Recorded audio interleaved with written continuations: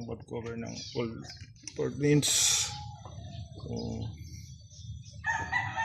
Pagas yung ano niya, yung sobrang tigas na kanyang gasket. Dinaan na lang to sa Vitagre.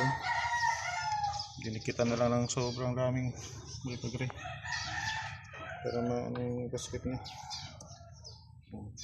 Tigas na. Ito yung papalitan natin para mawala yung oil leak, yung pagas niya.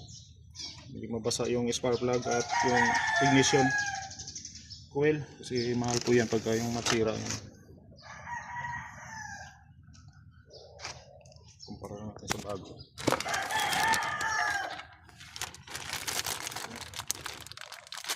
Dami ko rin nilinisin. Ay naku.